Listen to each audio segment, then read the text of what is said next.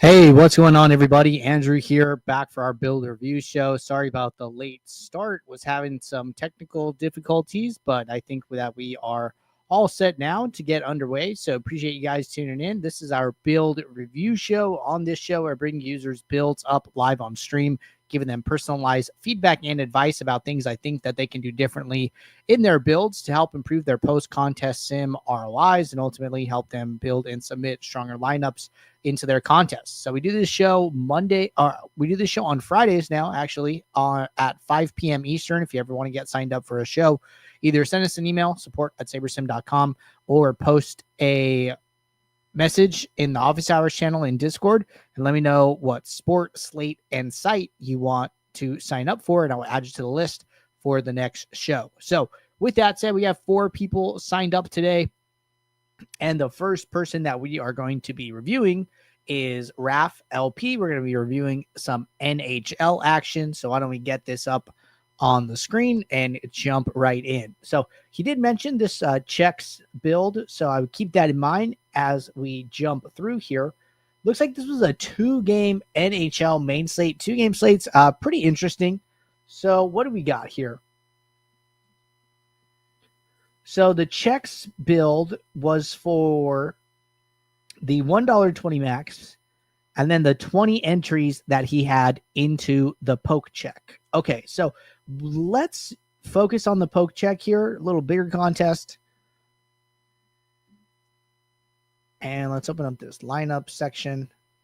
All right, let's go over to users. So Raf, looks like Raf ended up winning this contest. So congratulations. That's pretty cool. So why don't we go greater than or equal to 20? So, we kind of mentioned this earlier, right, on office hours. Like, hey, you do not need to be maxing out contests in order to have good results, right? Entered 20 lineups, won the contest. Earlier on office hours, somebody entered 10 lineups into the flagship and took like second place for $25K, right? Like $150 in entry fees.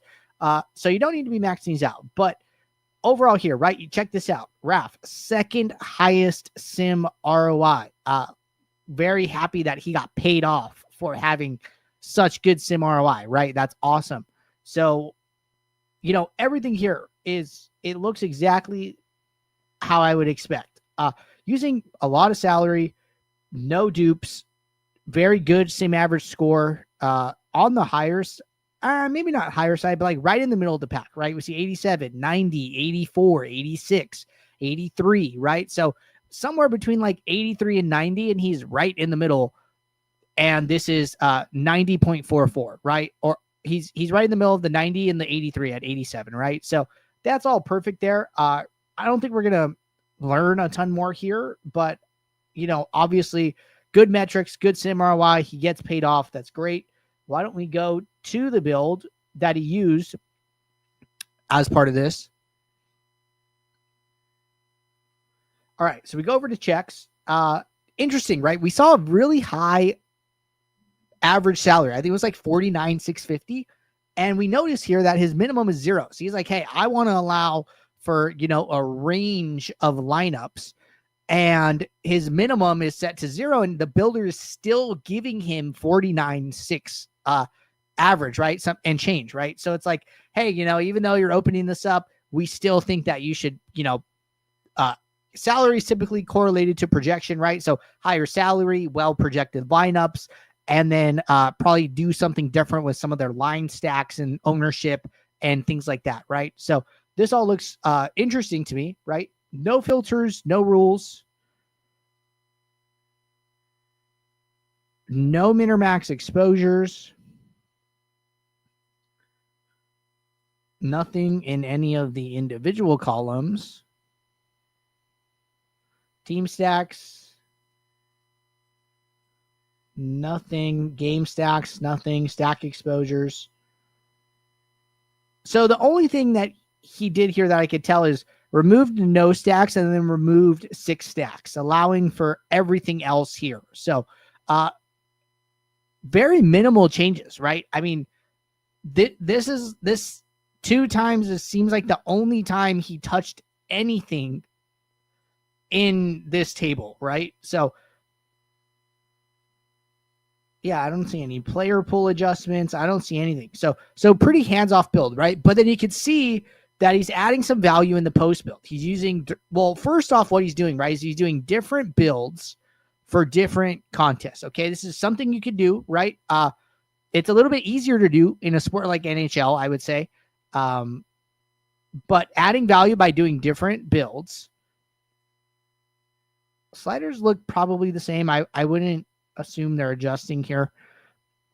And then what do we see? We see, I would believe, 2 contest selectors. It's like, hey, you know, I'm cool winning either of these contests, right? I want to build for them together.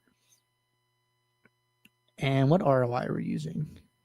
Using target ROI, right? So like, hey, I'm treating these 2 contests similarly using a blended ROI, which is okay. Using unique random. So unique random, right, is like, hey, the 40th lineup could go into the first contest, or the first lineup could go into the second. It's just take the 40 and randomly assign them to these 2 contests. Okay. So blended ROI, unique random, 5 uniques, right? Has a ton of aggregate metrics, projection, minimum projection, ownership, salary, ROI, right? So using a lot of data points, which is totally okay.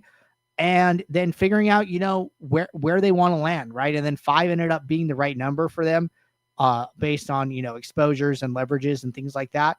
So not a huge, not taking any huge stands, right? Pretty flat. There's one player, 21%, Kyle Connor.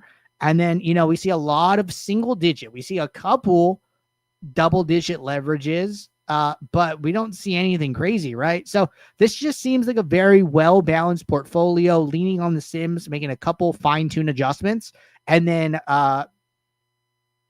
you know, making the lineups their own in the post build, right? Seems like most of the work here was done in the post build. So this is a really good process. If you guys are looking for tips and ideas about how to take down NHL contests, looks like Raph is doing the right things here. So Raph, congrats on the win, and glad to see that you have a nice lean process, and, you know, grading out well in the post contest sims as well. So great job.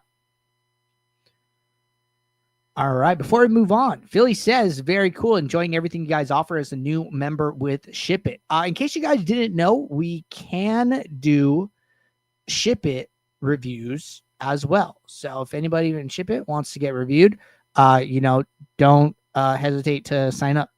All right, a little back and forth here. Philly hasn't jumped into the NHL streets, but hopefully soon. So if you're looking for some ideas, you can take them from Raph and then go from there. All right, good stuff there. That was our first review of the day. Second one is going to be JB, and we're going to be reviewing NBA from Wednesday here. So why don't we get that slate pulled up? Okay.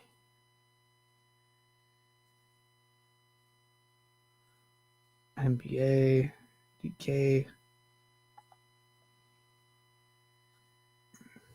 So it looks like we had a 9-game slate on Wednesday.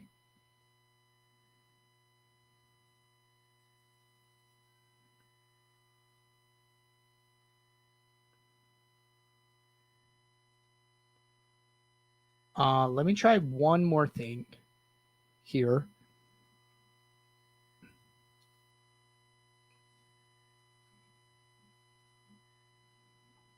Let's try this instead.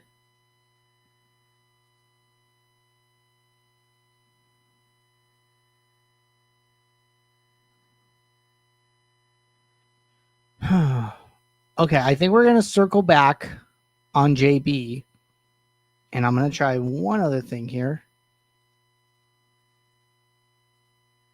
So these are part of some of the technical difficulties I was having before the show. That's why we started late. So looks like, so a couple things. I was supposed to do a NASCAR review for Jim. I'm probably not going to do that on stream, but I will try to do that and send a personalized video for that. So I just want to call that out. And then I might have to do the same thing for JB. TBD on that one, though. So might have a way to do it but we'll circle back. So we're going to jump to MacMan and review some NBA from yesterday. So I got this up on the screen here. So DK main slate, yesterday's NBA 5-game slate. We're going to start on the contest tab. All right. So MacMan here, $1.20 max, mini max, throwing some in the fadeaway, and then $3.20 max, right? It's not my favorite contest selection, right? Like if you have access to the 50 cent and the $1, like honestly, what I recommend is just like going into the lobby, sorting lowest to highest entry fee, and then just start maxing them out down the list, right? Dime times, quarters, $1.20 max, $3 or $4.20 max, right? I would play those before I would, max out, or like before entering 10 lineups in the fadeaway. Like I'm cool with entering some lineups in, the flagship. If you want to mix those into your portfolio, I always say like, you can't win it if you don't play it. But I think, putting 180 out of like 300. So that's like over half into that, while like kind of skipping a lot of other good contests, right? Where the Sharks can't play. Not my favorite thing in the world. So consider that, mixing in.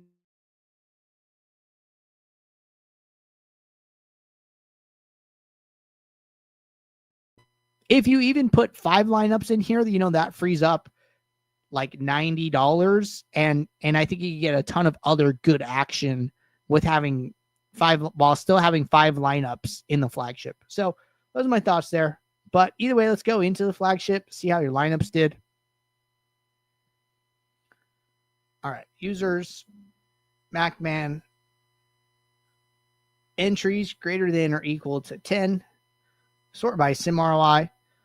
All right, so 26% sim ROI. Sim ROI is kind of all over the place. I'd say like 40%.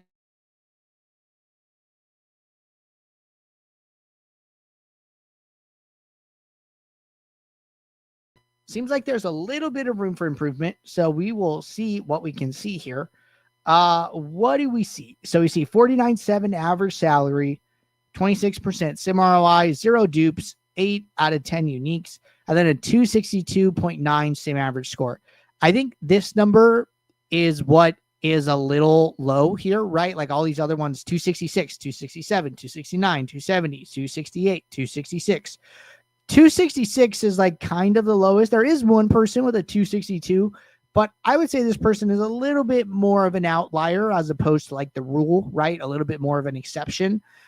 But it seems like if you have a sim average score within like this 266 to 270 range is a comfortable place to be, right? So if we could get this sim average score slightly higher, it would help. Again, you're already positive. So not like you're doing anything bad, but we obviously want to be toward the top, right? Raf was second highest sim ROI and took that in that contest. We want to see you up here, at the top of this list, right? So something to consider.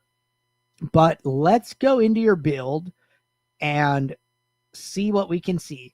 First thing here. Okay, first thing, we've been talking about this a little bit on office hours and stuff. Notice how many swap builds they have. Okay, there is 1 pre-slate build, and then we see, I don't know why we see 8 swap builds. There's only 1, 2, 3, 4 swap windows. Maybe they're swapping different contests differently. That could be a reason, right? But even then, you don't need so many builds, okay?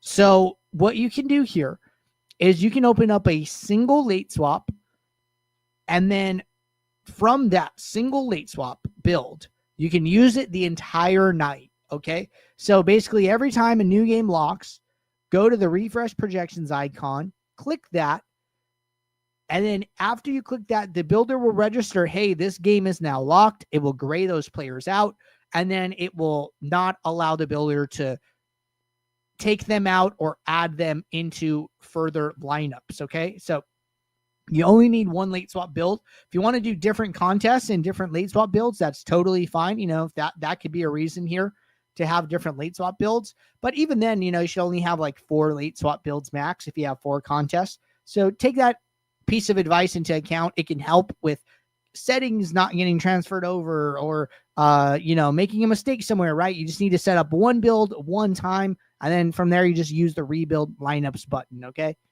But other than that, let's go to the pre-slate builds here. These are the ones I like to review. So this build, lineups built 3:56 p.m. Pacific time, right? So 4 minutes prior to lock. That's a good sign. That means that they have a nice lean process that they're able to build lineups very, very quickly. So that's good. We see default, minimax salary, no filters, no rules. See a couple projection adjustments, right? Getting to some bowl. Was this yesterday? I don't remember. No, I think it was the Memphis game. Okay. Some bowl, getting to some Jokic, right? It's okay to have opinions, right? It's okay to work those in. This is what these buttons are here for. Seems like he matched pool exposure, right? So it's not like he just made up a number. They're using some indicator like, hey, one, I like this player. And then two, I am using something here from the Sims to help me with that, right? So pool exposure is matching there. Unless they said it pre-build, which maybe they did. It's okay either way. But those are their only two opinions, right? So they're taking two big stands and then letting the builder figure out the rest. That's totally a fine way to play. All right. Let's check some of these other columns just to be sure. Nothing in these individual columns. That's good. We don't want to see that. We want those adjustments to always go in the all tab to account for positional eligibility. So good stuff there. All stack types chosen, all games, nothing in teams or games. So pretty hands off, right? Couple small adjustments to projections. And then we see the two minimax exposures. Okay. So all those things are fine with me. Where are we? Let's go back to all.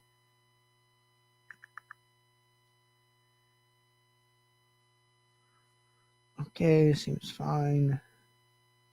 Yeah, one bump here to Naz Reid. Like this could be. Also remember, right, when we run the post contest sim, we're using SaberSim base projections. Okay, when you make a 2.5-ish point adjustment to Naz Reid, like those could be the 2.5 points we're missing on your sim average score, right? So not to say like your sim average score was low. Your sim average score was low when we were using the SaberSim projections. But if you're using custom projections or making adjustments, I think it's okay just in general to like take the results with a little bit more grain of salt and just be like, hey, it's okay for me to be like a little bit lower because I made some manual tweaks and adjustments to projections. Like always keep that in mind when reviewing your results, right? But otherwise, let's go to the lineup section. So it looks like used direct fill. I'm not. Okay, yeah, I'm like positive they used direct fill because the lineups were never filled, which is why the aggregate metrics aren't populated in autofill. So the big thing, right, to be aware of or be conscious of when using direct fill, right, is if you have all the contests selected, it's going to average the ROI across all of them, right? So if I scroll down here, and this is the important part, right? It's like this top lineup, average ROI 586. But if we scroll down here, well, in the fadeaway, it has a 1357. In the minimax, 613, right? That's like double the ROI in one contest versus the other, okay? In the 3 max, it has a 36%. This is actually like pretty crazy, right?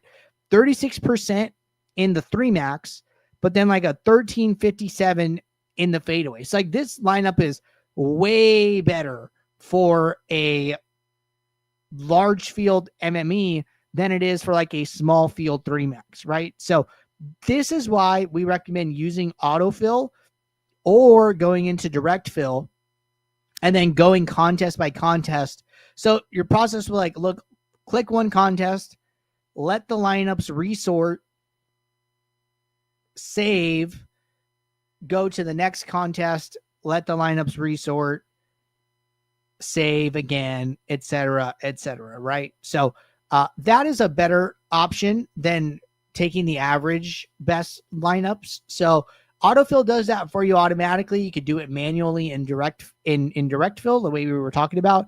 So consider making that one change there, right? So other than that, I don't see a ton here. So two big takeaways. Number one, use a single swap build or group your swap builds by contest, but then use the same swap build for those contests the entire night. And then two is try and figure out which way you want to have your contest specific ROIs. Okay. Either direct fill, contest by contest, or using autofill. Okay. So keep those two things in mind and make those adjustments. Let me know how they go. All right. Question in regards to this one. Couldn't they also just have not ran sims for their late swap? That could be another reason it didn't show up.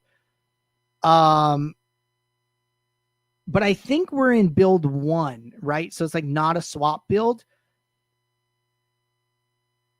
So I'm just like under the impression that like, because the exposures are 0, that they never clicked save here. So the lineups never populated with exposures or anything. Again, I could be wrong, but that's my impression based on aggregate metrics and no exposures. But either way, good question and good clarification. So in case you guys are new, right? Like see people jumping in from ship it, always remember that direct fill, you see your exposures first before the lineups go into the contest. Autofill, you don't see your exposures first because the lineups aren't in the contest yet. You got to click save. The lineups go into the contests. And then you see your exposures after and your aggregate metrics after, okay?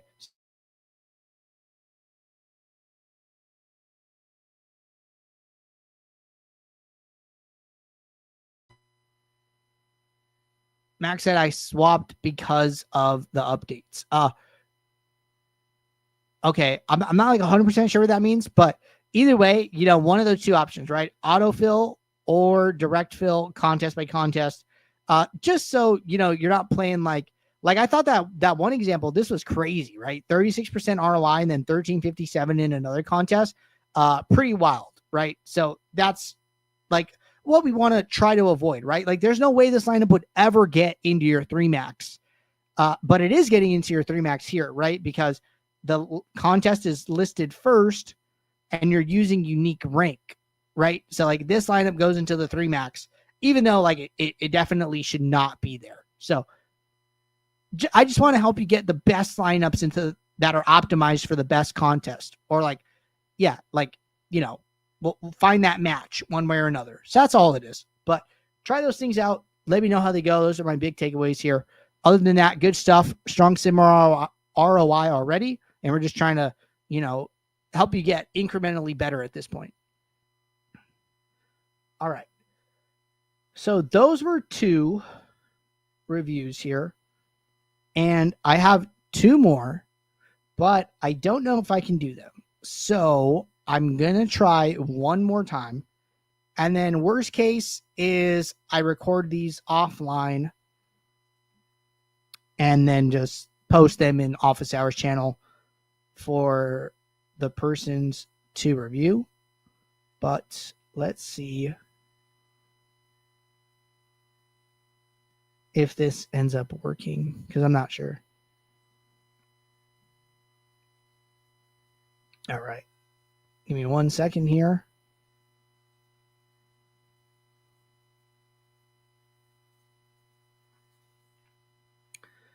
No, I don't think it's going to work. All right. So for Jim and for JB, I will get back to you guys and I'll get you recorded build reviews. So give me some time to figure out what's going on there. But other than that, we're all caught up here. Appreciate you guys tuning in. I'll be back tomorrow, 12:30 p.m. Eastern for Office Hours. So until then, everybody, take care. Good luck. Thanks. Bye.